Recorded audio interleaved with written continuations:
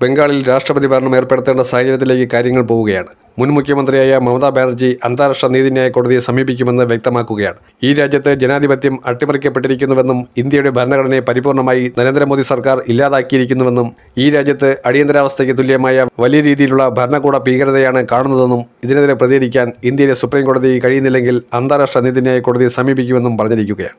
എന്നെ വേണമെങ്കിൽ ഭരണത്തിൽ നിന്ന് പുറത്താക്കാം, എന്നെയും എൻ്റെ തൃണമൂൽ അംഗങ്ങളെയും ഏതു രീതിയിലും ഉപദ്രവിക്കാൻ ലൈസൻസ് കിട്ടിയ പോലെയാണ് ഇപ്പോൾ BJP പെരുമാറുന്നത്. എന്നാൽ ഞാൻ അടങ്ങിയിരിക്കില്ല. രാഷ്ട്രപതി ഭരണം വേണമെങ്കിൽ ഏർപ്പെടുത്താം, പക്ഷേ പശ്ചിമബംഗാളിൽ ഒരിക്കലും BJP ഭരിക്കാൻ അനുവദിക്കില്ല എന്ന് തറപ്പിച്ച് പറഞ്ഞിരിക്കുകയാണ് മമതാ ബാനർജി. മമതാ ബാനർജി ആരാണെന്ന് സുവേന്ദു അധികാരിക്ക് ആരും പറഞ്ഞു കൊടുക്കേണ്ട കാര്യമില്ല.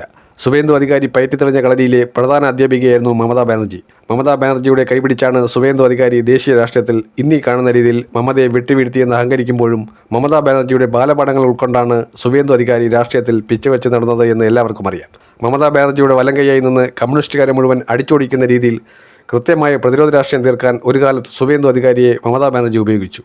പക്ഷേ സുവേന്ദു അധികാരി വളർന്നുപോയി എന്ന് വിചാരിച്ച് മമതയെ നന്ദിഗ്രാമിലും അതുപോലെ തന്നെ ഭവാനിപ്പൂരിലും പരാജയപ്പെടുത്തിയെന്ന് അഹങ്കാരത്തോടെ പറയുന്നു. വാസ്തവത്തിൽ എന്താണ് സംഭവിച്ചത്?